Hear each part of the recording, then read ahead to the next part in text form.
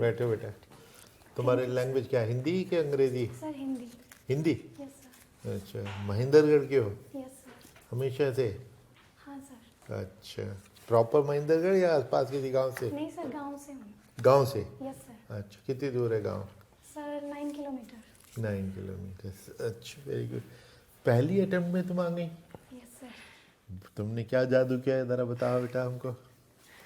Sir बस मेहनत की थोड़ी सी मैंने, बहुत अच्छा किया, वेरी गुड। तो BSc first division government college. Personality development पे आपने मेंशन किया है one of your positions of distinction. वो is the quiz you, is it the personality development quiz या पर्सनालिटी डेवलपमेंट प्रोग्राम? नहीं सर, क्विज थी। Quiz थी। Yes sir. उसमें क्या पर्सनालिटी डेवलपमेंट के लिए क्या रिक्वायरमेंट्स हैं? Sir I want to improve my personality. Tell me a few tips. Sir सबसे पहला तो confidence. Confidence. Yes sir.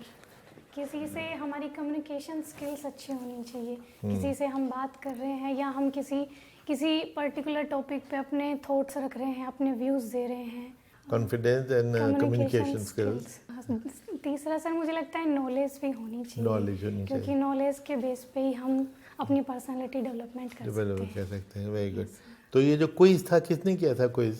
Sir Vivekananda सेवा समिति थी एक इंस्टीट्यूशन, तो उन्होंने विवेकानंद जी के व्यूज़ के ऊपर।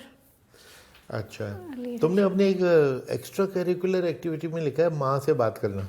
Yes sir. तो हमारी एक्स्ट्रा करिकुलर एक्टिविटी तो आदमी जब अपने नहीं सर, दिन भर के काम से फ्री होके एक्स्ट्रा करिकुलर करता है, तो उसमें फ्री होने के बाद तुम माँ से कुछ हेलो हेलो करती हो? नहीं सर, इसमें मेरा ये लिखने का पर्पस ये था कि जब मैं कभी स्ट्रेस में होती हूँ या पढ़ के मुझे ऐसा लगता है अब मुझे थोड़ा सा अच्छा फील होना चाहिए, तो मम्मी से बात करके मुझे वो एनर्जी मिलती है। हाँ, नहीं वो तो हम सबको अपनी मम्मी से एनर्जी मिलती है। तो एक्स्ट्रा करिकुलर एक्टिविटी के माँ से बात करना एज एन एक्टिविटी, नहीं सर, ये वो तो हॉबी की तरह मैंने लिखा कि हॉबी है। मैं उसको एज ए हॉबी लेती हूँ कि मम्मी से बात करना मुझे बहुत अच्छा लगता है। तो हॉबी में तो ये है कि हॉबी आपको जब मन आया हॉबी में हिस्सा ले लिया, नहीं आया तो नहीं लिया।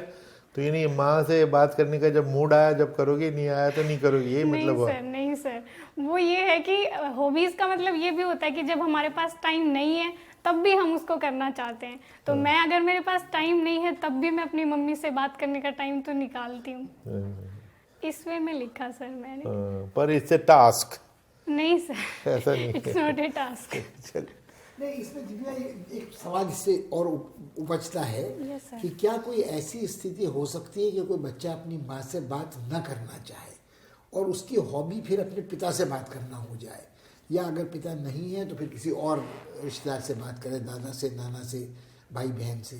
तो परिवार का जो रिश्ता होता है उसमें एक सहज स्वाभाविक परिवार में कुछ चीज़ें रिश्तों में सहज होती हैं और बात करने में अच्छी लगती हैं। Yes. तो उसको आप शौक, पास टाइम, हॉबी का जब दर्जा देते हैं तो थोड़ा उसको फिर समझाने के लिए दूसरे आदमी को थोड़ा मुश्किल होती है। क्योंकि मेरे ख्याल में दिक्कत, थोड़ा इसके बारे में सोच लो, क्योंकि मेरे ख्याल में सवाल उठ सकता है कि क्या कोई ऐसा रिश्ता होता है बच्चे का माँ के साथ कि वो माँ से बात ना करना चाहे, या वो असहज रिश्ता हो, माँ सौतेली ना हो, अपनी ही माँ हो, दूसरे बच्चे को ज़्यादा प्यार करती हो, या उस समय उसका स्वभाव ठीक ना हो, या जब आप तनाव में उसके अपने तनाव हों, तो क्या कहाँ तक वो हो सकता है। एक पक्ष ये है। दूसरी ये है कि मुझे बड़ा अच्छा लगा कि बीएससी के बाद पहले अटेम्प्ट में ये प्रीलिम भी क्लियर हो गया, मेंस भी क्लियर हो गया। हम आशा करते हैं कि मेंस भी क्लियर हो जाएगा। अब जो वैकल्पिक विषय लिया है वो बीएससी के छात्र ने हिंदी साहित्य लिया है। Yes, sir. तो जबकि फर्स्ट क्लास स्टूडेंट हो और बीएससी में कई विषय ऐसे होंगे जो स्कोरिंग भी समझे जाते हैं, उनके बदले तुमने हिंदी साहित्य लिया है। Yes, sir. तो इसका कारण क्या था? सर एक तो मेरा जनरल इंटरेस्ट भी रहा है हिंदी में, पोएम्स में, और हिंदी सर बीएससी में भी मेरे पास रहा है। अच्छा, यस सर। बीएससी में हाँ हिंदी? सर, एक सेमेस्टर में एक ईयर में रहा है सर, 2 अच्छा, कोई बात सेमेस्टर्स नहीं। में। तो मैं आईएएस की बात नहीं कर रहा हूँ अभी, सिविल सर्विसेज की। Yes, sir. बीएससी में जो हिंदी था उसका पाठ्यक्रम क्या था? सर उसमें छायावाद के बारे में था, कुछ प्रगतिवाद के बारे में था, कुछ हिंदी साहित्य का इतिहास था। अच्छा। सर 40 मार्क्स का एक ही पेपर होता था। अच्छा, 40 मार्क्स का Yes, होता था, sir. उसमें सब कुछ था। हाँ, हिंदी sir. साहित्य का इतिहास भी था, छायावाद हाँ, भी था, sir. प्रगतिवाद भी था। कुछ। गद्य और पद्य का अंतर उसमें नहीं था। हाँ सर, लेकिन मैं बता सकती हूँ सर। नहीं, अब बता सकते तभी तो मैं पूछूंगा ना। तो जैसे आपने शुरू में कहा कि मुझे कविता अच्छी लगती है और छायावाद भी आपने पढ़ा हाँ है, सर। तो छायावाद की कवियों में किसी एक का नाम लो जो तुम्हें पसंद हो बेटी। सर सूर्यकांत त्रिपाठी निराला। अच्छा, आप उसको छायावाद में ही रखोगे? हाँ सर, वो छायावाद तो में। कुछ प्रगतिवादी तो मैंने देखा उसे इलाहाबाद के पत्थर वो तोड़ती हाँ सर, वो पत्थर, प्रगतिवाद में भी है, लेकिन छायावाद में भी है उनका पीरियड काल। देखो वो भिक्षुक जाता है पेट से हाथ चिपकाता वाला, हाँ सर, हाँ या सर, ये सुना है। बाजू नाव इस ठाव बंधु पूछेगा सारा गांव बंधु, वह यहाँ नहाती थी हंसकर कहता था सारा गांव बंधु। मतलब वो तो, ये तो छायावाद नहीं है। हाँ सर, लेकिन उन्होंने छायावाद का भी लिखा है सर। जैसे सर सरोज स्मृति, अनामिका। हाँ, सरोज स्मृति और अनामिका लगभग व्यक्तिगत वेदना की पीड़ा की कविताएं हैं, अभिव्यक्ति। मगर वो छायावाद का उस तरह का रोमानी वो नहीं है, वो भी उनके जीवन के साथ से जुड़ा हुआ है। खैर, इसको हम छोड़ दें। निराला ने गद्य भी लिखा है। तो कुल्ली भाट का नाम सुना है? नहीं सर। क्योंकि कुल्ली भाट में दो पक्ष है। कुल्ली भाट में निराला ने एक तो समलैंगिक प्रेम का, किशोरावस्था का इशारा भर किया है, और एक जो जातिगत संघर्ष होता है, जो कुल्ली है वो लोध है और जो लड़का है वो सवर्ण है, तो उसका भी वर्णन उसमें है।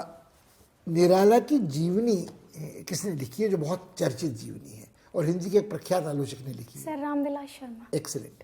रामविलास शर्मा ने कुछ दो और किताबें भी हिंदी साहित्य के इतिहास या उसके संसार के बारे में लिखी है। वो कौन कौन और सर दो? एक तो तुलसी साहित्य में सामंत विरोधी मूल्य। एक्सीलेंट।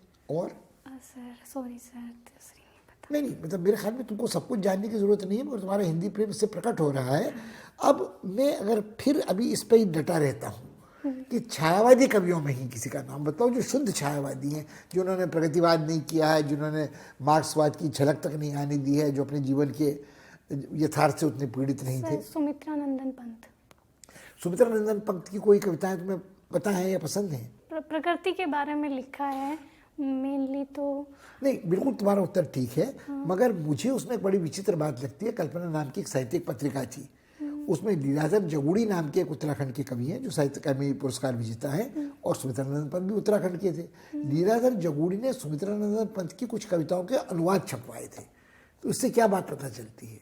यदि किसी हिंदी कवि की कविताओं के हिंदी में ही अनुवाद करने की जरूरत किसी दूसरे समर्थ कवि को पड़े, तो उससे क्या लगता है? सर शायद वो बहुत ज्यादा अलंकार यूज करते होंगे, बहुत ज्यादा संस्कृत तत्सम शब्दों वाली हाँ, भाषा सर। का इस्तेमाल करते करते थे सर। मगर जैसे मान लीजिए छायावादी कवि नहीं और अज्ञे हैं, तो वो कहते अरि ओ अरुणा प्रभा में, हाँ सर। तो ये भी मतलब मेरे ख्याल में इसके भी अनुवाद की जरूरत हो सकती थी। या एक बूंद सहसा उछली, अज्ञे का नाम सुना हाँ होगा सर, ना सुना आपने? है सुना है। तो अज्ञे समर्थ कवि हैं, हाँ सर। मगर अज्ञे की जो दूसरी विधाओं का लेखन है उसके बारे में पता है तुम्हें कुछ? हाँ सर। सर उन्होंने उपन्यास भी लिखे हैं, कौन जैसे सा? शेखर एक जीवनी अपने अपने। नहीं, मेरे ख्याल में you are very well prepared for your Hindi. I am very very happy with this. I will pass you on to ambassador Swaroop. Divya, yes sir. अब चलिए थोड़ा इंटरनेशनल अफेयर्स के बारे में बात करते हैं। यूक्रेन में युद्ध जो है उसके कारण क्या है? सर मुझे ऐसा लगता है कि 1991 में जब यूएसएसआर डिसइंटीग्रेट हुआ तो उस टाइम यूक्रेन भी बना था सर, और रशिया के बाद यूक्रेन ही वो ऐसा देश है जो ज़्यादा पावर रखता है मीन्स, और नाटो का जो इन्फ्लुएंस है यूक्रेन पे वो मुझे लगता है सर, रशिया को ऐसा लगता है कि मेरी टेरिटरी के करीब आ सकता है यूएस से, इस वजह से सर पुतिन जी को ऐसा लगता है कि।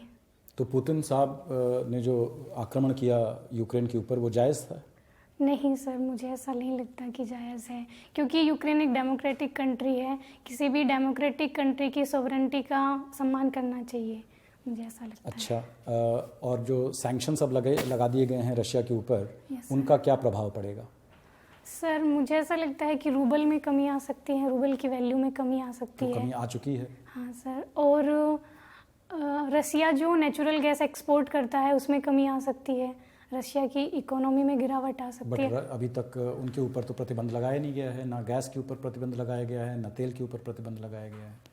सर ग्लोबली भी इसका इफेक्ट हो सकता है। आप स्पेशली रशिया पे पूछ रहे हैं या मैं ग्लोबली? रशिया पे पूछ रहा हूँ कि जो प्रतिबंध लगे हैं उनका रशिया के ऊपर क्या? सर उसका एक्सपोर्ट कम हो सकता है, और सर जो फॉरेन इन्वेस्टमेंट है जो बाहर से आएगा वो भी कम हो सकता है।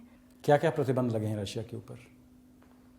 सर जो स्विफ्ट से उसको बाहर कर दिया गया है, और लगता है आपने अध्ययन ज़्यादा नहीं किया है इसके बारे में। रशियन सेंट्रल बैंक के ऊपर जो प्रतिबंध लगे हैं, जो रशिया के जो फॉरेन एक्सचेंज रिजर्व्स थे उनको कन्फिस्केट किया गया है। रशिया में एक कैटेगरी हैं लोग जिनको ओलिगार्क कहा जाता है। ओलिगार्क? नहीं, आपने नाम सुना है? Sorry sir. तो फिर आपने क्या रशिया के बारे में पढ़ा है? वहाँ पूरे कोई हिंदी अनुवाद है शायद, वो सुना हो इन्होंने? तो हिंदी के अखबारों में भी ओलिगार्की और वो जब सर शायद मैंने सुना है ओलिगार्की, मैं बताना चाहूँ। रशिया के विघटन का आपने जिक्र किया ना बेटी दिव्या, Yes, sir. तो ओलिगार्की उस समय प्रभावशाली हुए थे और रशिया अराजकता की कगार तक ओलिगार्कों के कारण पहुंचा था। और आज भी जो रूस पर प्रतिबंध लगे हैं वो उन ओलिगार्कों पर लगे हैं जो रूसी सत्तारूढ़ जो तंत्र के करीब माने जाते हैं, उस पैसे को कंट्रोल करते हैं बाहर। अच्छा चलिए ओलिगार्क छोड़ देते हैं। भारत ने जो रुख अख्तियार किया हुआ है अभी इस युद्ध के ऊपर, थोड़ा न्यूट्रल सी पोजीशन है, वो आपके हिसाब से सही मुद्रा है? हाँ सर, क्योंकि मुझे ऐसा लगता है रशिया से हमारे जो संबंध हैं वो हमेशा से बेहतर रहे हैं, और हम हमारा 46% आर्म्स हैं वो रशिया से इंपोर्ट करते हैं। 46% सिर्फ? 60 से 70%? चलिए आगे बढ़िए। हाँ सर, तो 70% हम रशिया से आर्म्स इंपोर्ट करते हैं, और हाइड्रोकार्बन्स भी हम उनसे इंपोर्ट करते हैं। कितना प्रतिशत? Sir sorry, 1%? हाँ सर, और सर हमारे कल्चरली भी उनसे रिलेशंस अच्छे हैं, जैसे हमारी मीडिया और मूवीज़ का वहाँ पे बहुत इफेक्ट है रशिया में। और सर यूक्रेन के साथ हमारे क्या रिश्ते हैं? यूक्रेन से हाल ही में हम बहुत सारे भारतीयों को निकाल के लाए थे, उस ऑपरेशन का क्या नाम था? Sir operation Ganga. और कितनों को हम निकाल के लाए? सर 40,000। 40,000? Sorry sir. अच्छा चलिए ठीक है, चलिए मैं पास ऑन करता हूँ। आपकी हॉबीज बहुत इंटरेस्टिंग है। Yes ma'am.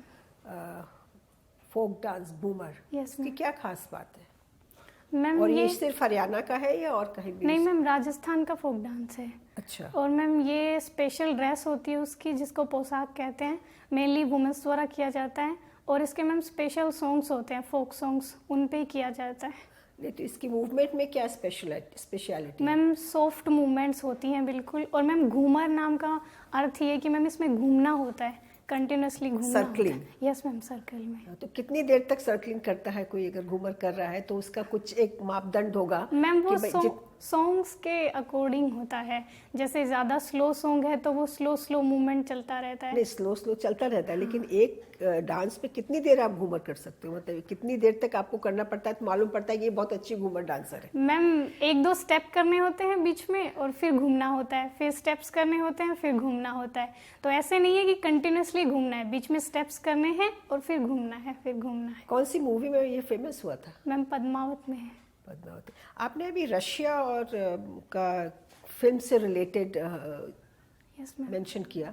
कौन सी एक बहुत प्रोमिनेंट फिल्म थी, काफ़ी पुरानी थी ऑफ कोर्स, जिसमें रशियन इन्फ्लुएंस था?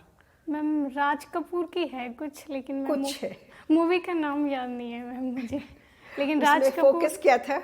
मतलब बैकग्राउंड स्टोरी में क्या चल रहा था? मैम मुझे मूवी का नहीं मूवी पता, भी नहीं लेकिन मालूम, बस सर्कस राज के कपूर- बारे में नहीं मालूम। नहीं मैम। मेरा नाम रूसी जोकर। सर्कस इस्तेमाल किया गया था और यूक्रेनियन ट्रेपीज आर्टिस्ट भी थे। उसके पहले राज कपूर की फिल्म आवारा थी जो रूस में बहुत बहुत कॉमेडी, मेरा जूता है जापानी और पतलून हिंदुस्तानी, वो वाली ना। अच्छा, आप मुझे एक चीज़ और बताइए, आपकी मदर के साथ आपका जो ये जो है, यस मैम। तो वो आपको क्या इंस्पिरेशन देती है? मतलब आपको मदर से बात करने का ऑब्वियसली कोई मोटिवेशन, आपकी मदर से आपको एनर्जी मिल रही है, यस मैम। तो वो क्या है? क्योंकि दिव्य, तो आप तो खुद ही दिव्य हो, मैंने आपका नाम ही दिव्य रखा है। मम्मी को, जो मम्मी से मैंने सीखा है वो तो हार्ड वर्क करना सीखा है, जिस तरह उन्होंने हमें पढ़ाया लिखाया है, तो वो चीज़ मैंने उनसे सीखी है। हेल्थ को लेके उनका कंसर्न रहता है बहुत ज़्यादा कि मैं अपनी हेल्थ का ख्याल रखूं, मेरा नहीं, वो हर इंसान के लिए ऐसे सोचती हैं। नहीं, तो महिला सशक्तिकरण की बहुत सारी हमारी उदाहरण हैं, तो उसमें तो आपकी मदर कहाँ फिट करती हैं आपकी उसमें? महिला सशक्तिकरण की एक जो हमारी कुछ परिभाषाएं हैं कि भाई ये these are the points of empowerment, उसमें आपकी मदर क्या किस तरह से स्टैंड आउट करती है? मैम डिसीजन मेकिंग पावर, मुझे लगता है वो बहुत अच्छे डिसीजन लेती हैं और एकदम एनालिटिकल तरीके से, तो वो चीज़ मुझे लगती है अपने खुद के इंडिपेंडेंट डिसीजन लेना और एनालिटिकल पावर के साथ कि हर डिसीजन के प्रोस और कॉन्स सोचने के बाद, हरियाणा की संस्कृति में समहाउ कुछ मतलब जो भी कुछ रीज़न रहा हो, विमेन की जो स्टेटस है वो इतना अच्छा नहीं रहा है इन टर्म्स ऑफ जो हमारे पास स्टैटिस्टिक्स थे, लेकिन अभी हाल में कुछ बदलाव आया है। उसका मेन कारण क्या था?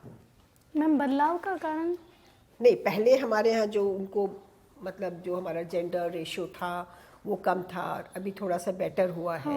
लेकिन जेंडर रेशियो कम क्यों था? क्या क्या ऐसी प्रथा आ गई थी हमारे देश में जो पहले नहीं होती थी? पहले तो हमारे यहाँ रानी होती थी, प्रीस्ट होती थी, शास्त्रार्थ करती थी विमेन, लेकिन हरियाणा क्योंकि इतना धार्मिक जगह है, वहाँ विमेन की स्टेटस ऐसा क्यों हुआ? मैम मुझे लगता है इसके कई फैक्टर्स हैं।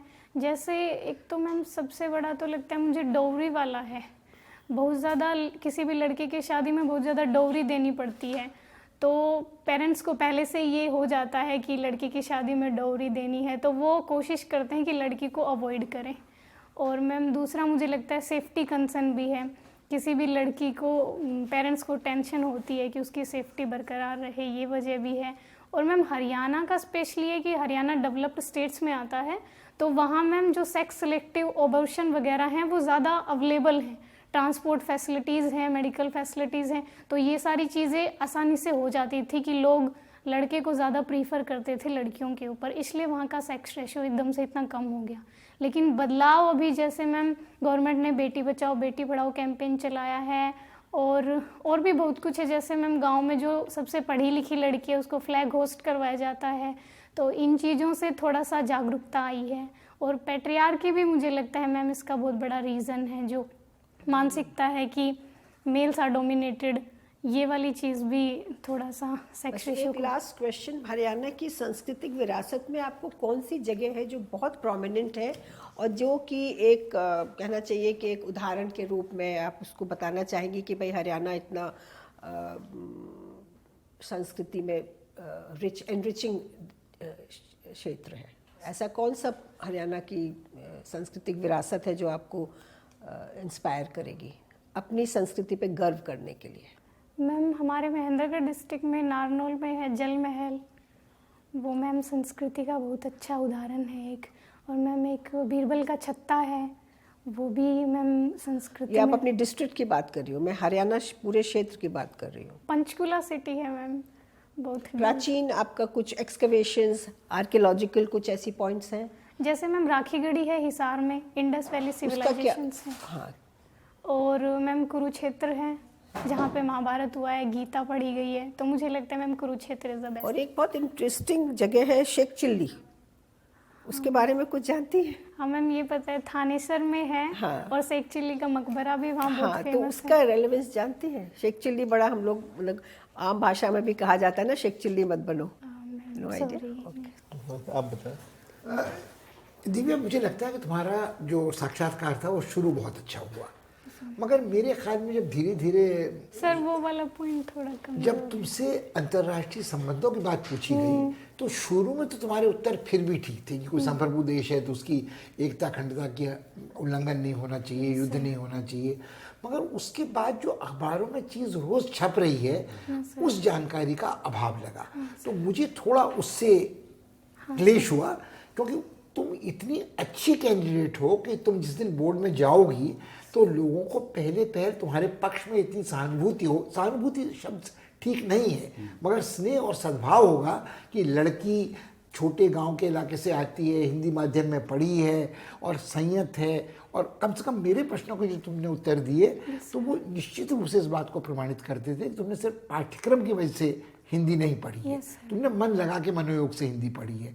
तो उसमें निराला वाले उत्तर भी बिल्कुल सही थे, मगर जो मैं तुमसे कल आशा कर रहा था कि जब छायावादी किसी कवि का तुम नाम लोगे, सुमित्रा पंत बिल्कुल सही नाम था, मगर मेरे ख्याल में तुम लड़की हो तो महादेवी वर्मा का नाम तो आना ही चाहिए था, क्योंकि महादेवी वर्मा पुरुषों के उस युग में दो छायावादी कवियत्री थी, महादेवी वर्मा और मीराबाई। नहीं सर, छायावाद दूसरी कौन थी? हाँ मीराबाई। मीराबाई तो छायावादी हो ही नहीं सकती, मीराबाई तो भक्तिकालीन है, तुमको अगर इतिहास याद आ रहा है, वो तो छायावादी थी ही नहीं। हाँ सर। वो तो भक्ति काल की हैं। जो छायावाद में कविताएं थीं उसमें तारा पांडे हुआ करती थी, जिनका उल्लेख उत्तराखंड की थी वो भी, मगर बहुत कम महिलाएं थीं जो उस समय कविताएं करती थीं। तो या तुमको जयशंकर प्रसाद याद आने चाहिए थे, जो मतलब उन्होंने नाटक भी लिखे हैं, उपन्यास भी लिखे हैं, कहानियाँ भी लिखी हैं, कविताएं भी लिखी हैं। तो मेरे ख्याल में थोड़ा तुमको, मुझे उसमें बिल्कुल संतोष है। मगर जब राजदूत महोदय ने तुमसे प्रश्न करने शुरू किए तो वहाँ पे बहुत ही जानकारी उतनी नजर आ रही है। तुम्हारे साक्षात्कार है किस दिन? सर 27 अप्रैल। हाँ, मेरे ख्याल में तुम्हारे पास इतना समय भी है कि तुम्हें अध्यक्ष महोदय बिल्कुल सलाह देंगे। और तुम अभी तो दिल्ली में ही रहोगे या घर लौटोगे? नहीं सर, दिल्ली में। हाँ, मेरे ख्याल में बहुत कुछ कम मेहनत की ज़रूरत है, मगर वो ज़रूरी है कि तुम वो मेहनत करो कि न केवल तुम अंतर्राष्ट्रीय संबंधों के बारे में, वो 10-15 टॉपिक होते हैं जो स्वरूप साहब हमेशा कहते हैं कि अगर तुमको वो 10 देश और 10 समस्याएं याद हैं तो 20-25 में सारा अंतर्राष्ट्रीय संबंध आपस में जुड़ा हुआ है, वो निपट आता है। एक तो उसको कर लो, यस सर। बाकी आप बतलाएंगे। और वैसा ही महिला सशक्तिकरण है। हो सकता है सवाल सिर्फ अंतर्राष्ट्रीय संबंधों पे न पूछे जाएं, महिला सशक्तिकरण पे पूछे जाएं, महिलाओं संबंधी नीतियों पे पूछे जाएं। अब बहुत सारे प्रश्न ऐसे होते हैं जो मिथकीय प्राचीन इतिहास से जुड़े होते हैं, मगर इस बार जो उन्होंने पूछा वो शेख चिल्ली वाला था। तो वो शेख चिल्ली थे या शेख चिल्ली थे, उनके नाम का अंतर है, या ये शेख चिल्ली वही शेख चिल्ली है, या उन्होंने 40 दिन का चिल्ला किया था, थानेसर कभी भारत की राजधानी था हर्ष के काल में। वो सारी चीज़ें अपने आप दिमाग में होनी चाहिए, क्योंकि हरियाणा का मामला है। और जब सवाल हरियाणा की सांस्कृतिक विरासत में पूछा जा रहा है, वो तुम्हारे दिमाग में, तुम्हारे पास बहुत समय है, मुझे बिल्कुल चिंता नहीं है। तुम्हारा इंटरव्यू बेटा बहुत अच्छा है, you are a very charming candidate, और सिंसियरिटी दिखाई देती है, नॉलेजेबल हो तुम। दो चीज़ें तुम कर सकती हो कि एक तो अपना डैफ उठा के इसको और से पहले पेज से आखिरी पेज तक पढ़ो। सारे क्वेश्चन हमने यहीं से पूछे है ना, सर। वहाँ पे भी यही पूछे जाएंगे। अब आप सपोज इंटरव्यू बोर्ड में आप होती हैं तो, और तो सामने निम्बी का क्या मतलब है, महेंद्रगढ़ नाम क्यों पड़ा, हरियाणा का नाम कैसे पड़ा, हर पेज पे ऐसी ऐसी चीज़ें जिस पे जानकारी की ज़रूरत हो सकती है। तो इसमें से निकालो कि क्या पॉसिबल डायरेक्शन ये ले सकते हैं। अगर तुमने 100 क्वेश्चन इसमें से आइडेंटिफाई कर लिए कि ये भी हो सकता है, इधर भी जा सकता है, इधर भी जा सकता है ना, तो फिर तुम अपने को तैयार कर लोगी। ठीक है, तुम अखबार कौन सा पढ़ती हो? हिंदू ही पढ़ती हूँ। द हिंदू, उसमें इंडियन एक्सप्रेस भी ऐड कर लो। Okay sir. ठीक है, क्योंकि नोट्स लिखती हो तुम अखबार पढ़ के? हाँ सर। लिखती हो? कल लिखे थे? हाँ सर। लिखे थे? Yes, कल sir. किस किस पॉइंट पे लिखे थे? सर जो अभी प्राइवेसी वाला बिल आया है, criminal procedure identification bill, criminal procedure identification bill. Identification bill Yes, sir. क्या है ये? सर जो क्रिमिनल्स हैं उनका डाटा रखा जाएगा, उनके सिग्नेचर्स, उनका फिजिकल और बायोलॉजिकल सैंपल्स रखे जाएंगे। तो वो ये था कि प्राइवेसी पे अटैक है या गवर्नमेंट का सही कदम है, इस बारे में था सर। तो अच्छा, और दूसरी क्या थी? ये सिर्फ न्यूज़ आइटम थी या कोई नहीं सर, एडिटोरियल? एडिटोरियल था। एडिटोरियल था। यस। अच्छा, तो आप इंडियन एक्सप्रेस ये लिखे ना, तो 5 आइटम रोजाना ज़रूर लिखें। ठीक है। 5, और डायरी के हर पेज पे एक आइटम, 2 नहीं, एक आइटम, चाहे वो छोटी सी 2 लाइन की, 5 लाइन की, 10 लाइन की, एक आइटम है, उसको फिर रिवाइज करते रहें, अपडेट करते जाएं, उसको करें। अब इंटरनेशनल अफेयर्स में आजकल 4-5 ही इवेंट्स हैं, तो उसके ऊपर निगाह रखने के लिए तो ये 2 अगर तुम करोगी, डैफ के ऊपर एक्सपर्टीज और न्यूज़पेपर के रिपोर्ट्स के ऊपर डायरी, तो ये बहुत अच्छा रहेगा। आपको कोई सवाल करना है? हाँ सर, ड्रेसिंग बहुत अच्छा। Decent, but I avoid black colour summer में। कुछ और लाइट कलर्स पहनो, पेस्टल कलर्स, वो थोड़ा वाइब्रेंट भी लगते हैं और समर के हिसाब से अच्छे भी हैं। But dull pastel colour. हाँ, डल एकदम। Okay sir. और सर कॉन्फिडेंस कम तो नहीं लगेगा? नहीं, तुम्हारा बहुत कॉन्फिडेंस तो बहुत ही उत्कृष्ट है। समस्या हाँ सिर्फ सर, कुछ knowledge तथ्यात्मक वहाँ जानकारियों सर की है, और ये चूंकि तुम्हारी जानकारी की ज्ञान की परीक्षा नहीं है, ये व्यक्तित्व की परीक्षा है। मगर फिर भी चूंकि प्रशासनिक सेवाओं की परीक्षा है, तो उसमें ये मानकर चला जाता है कि सामान्य ज्ञान अपने देश, पड़ोस और अंतर्राष्ट्रीय संबंधों के बारे में यथेष्ट है, उतना कम से कम होना चाहिए। तुम्हारे गांव की क्या आबादी है? कितनी आबादी है? सर 2000 की। 2000। गांव, आपके गांव, उसकी आबादी, गांव की समस्याएं, इस पे भी सवाल हो सकते हैं। ठीक है, ओके सर। और कोई सवाल? नहीं सर, Thank सर you. बस इंटरनेशनल रिलेशंस अच्छे हाँ, से तो पढ़ थोड़ा हाँ, तो बस पढ़ लीजिए, पढ़ क्योंकि लो, भाई हाँ। यूक्रेन युद्ध तो इस समय सबसे ज़्यादा टॉपिकल है, विश्व की नंबर 1 समस्या है। तुम तो चूंकि इस पे तो सवाल हिंदी natural- की हो ना, तो एक हिंदी का अखबार भी ले लो, उसमें हिंदी की टर्मिनोलॉजी भी पता लगती बता जाएगी, है ना। ओलिगार्क का क्या नाम? मैंने देखा अभी गूगल ट्रांसलेट में कुलीन कर रहा है। नहीं नहीं, ये तो वो गड़बड़ है। गलत है, ओलिगार्की कहता है, मैंने हिंदी में भी देखा है, ओलिगार्की ओलिगार्की कहता है। ओलिगार्की कहते हैं। और सर वो टॉकिंग विद मदर वाला है, उसमें वो बड़ा, उसमें तुम पे जरूर सवाल होगा कि टॉकिंग टू मदर को तुमने एक काम बना दिया कि ये मैं नहीं काम सर, वो करती हूँ कि और माँ से बात करती हूँ, गोया एहसान करती हूँ। नहीं ये सर, वो तुमको मेरा पता है। ऐसा नहीं मतलब देखो, हॉबी का सबसे नजदीक वाला अनुवाद शौक है, मनोरंजन है, मगर माँ के साथ एक जो रिश्ता सर ये बच्चे का, मैंने किसी प्रीवियस आईएएस कैंडिडेट से देखा था, उन्होंने भी नहीं, लिखा था, तो ऐसे मुझे वो भी फंस गए थे। ये हो सकता है। चलो चिंता ना करो तुम। हाँ, लेकिन इसका अच्छा जवाब सोच के रखना, क्योंकि माँ से बात करने को as a hobby, as a extra curricular activity, तो ये जो है ना, ये जरा इसको वुमेन एम्पावरमेंट से, इसीलिए मैंने तुम्हें उसको रिलेटेड क्वेश्चंस कहते हैं, वुमेन एम्पावरमेंट से लिंक कर दो कि मुझे माँ से ये सब सीखने को मिलता है, तो मेरी हॉबी भी है प्लस मेरी लर्निंग भी है। Okay, thank you sir. Thank you.